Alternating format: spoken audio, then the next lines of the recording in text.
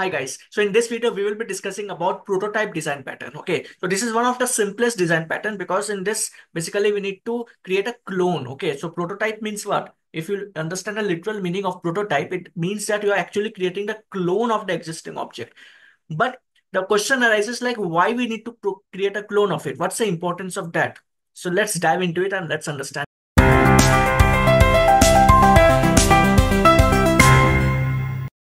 Creates a new object by what? It copies the content of the existing object and it creates a new object altogether. The question arises like why we need to do that? What's the importance of doing that? So the importance arises when there is object creation becomes very much costly. So in which scenario object creation becomes costly?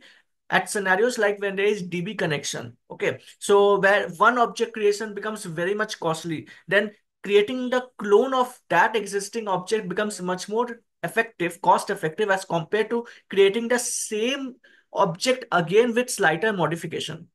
So what I mean to say, so suppose you want to create some object. Let's suppose you want to create an object for doing DB connection. Okay. So after that, you want to modify something. Let's suppose you want to modify host or you want to modify port or URL or anything you want to modify. And then again, you want to create the object. Then what will you do? It will again create a new object. Okay. Then again at later point of time, some changes or some modifications you want to do in the existing object. Then what will happen? Again, you will create the existing object. Then what is happening over here? So basically every time you are doing slight modifications and you are creating new objects. So creation of object becomes very much costly over here. Every time you create a new object, it's actually taking the resource usage. So resource usage becomes very much intensive. Okay.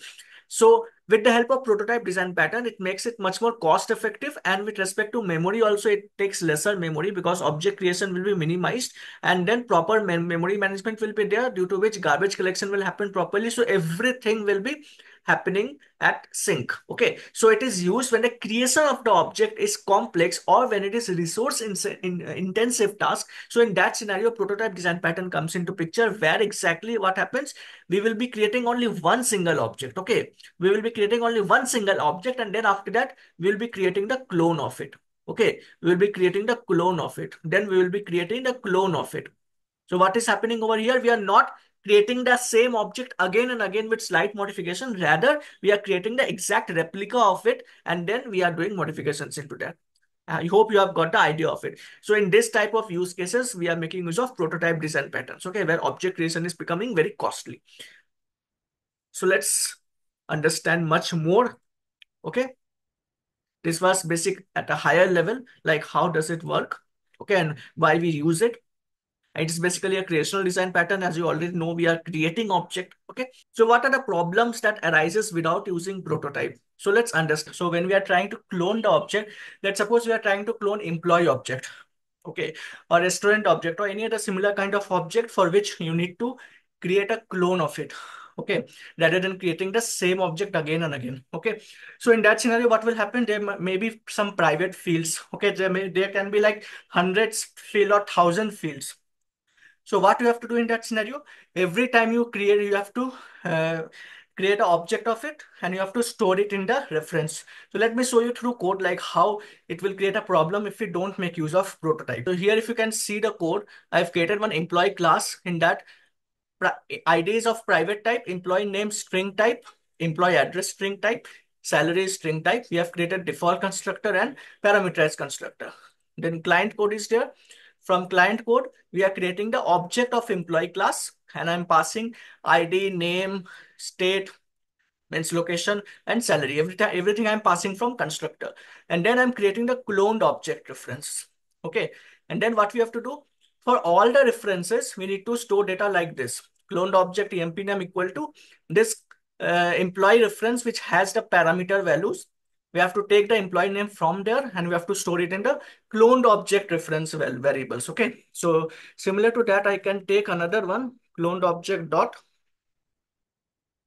employee address equal to emp dot employee address. Like that, we have to keep on doing. But there is one problem over here. So how many times you have to do? Here there's 3-4 fields, it's fine. So let's suppose in future 150 fields are there, 200 fields are there. So for every field, will you do like this? It will not be feasible, right? And second thing is, you can see ID is of private type. And once ID is of private type, can we access that private field value outside of that class? It will not be possible. So if you try to fetch the ID, it will not give you ID. See, ID is not available. So how will you clone ID? It will not be possible, right? So to resolve this scenario, prototype design pattern came into picture, where exactly what we are doing, we are just not allowing the cloning part to do in the client code. Okay, so this is the client code, and in this code, actually, we are not doing the cloning part. All this cloning related task needs to be done in the employee class, okay, which is the main class. So all cloning needs to be done here. Okay, so for doing cloning in this employee class, what needs to be done? We have to create one interface.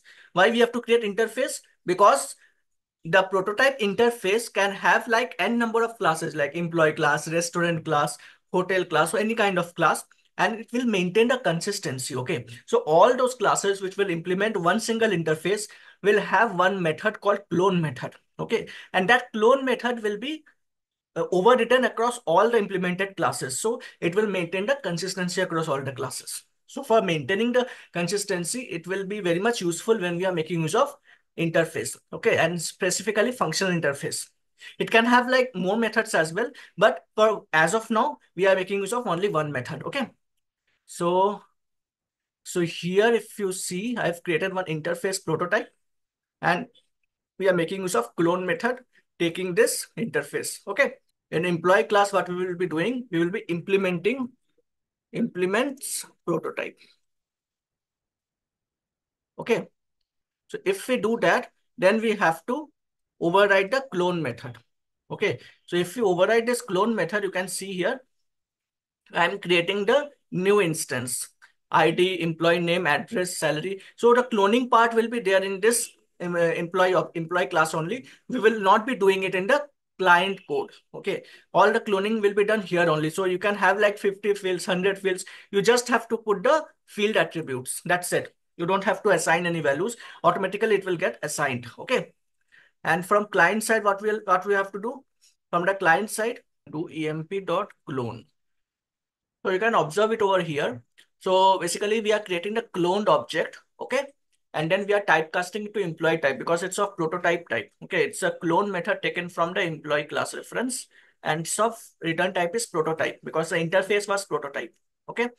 And so here we are creating the clone. So what is happening over here? We are not tracking like which all fields we need to copy. It will do it within here only. Okay, it will call this clone method, and here it will create a new instance. It will create a new instance from this constructor, and then it will take care of the private field values as well. Okay, so there it was creating an issue because it was outside this class. So private fields cannot be accessed outside this class.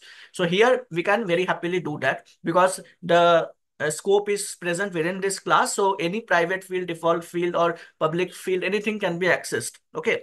And we don't need to track like which all fields we need to copy. So everything is taken care of by here. So just by creating one interface, we need to create a class which implements the interface. We will create a consistency for the methods to implement from the prototype interface.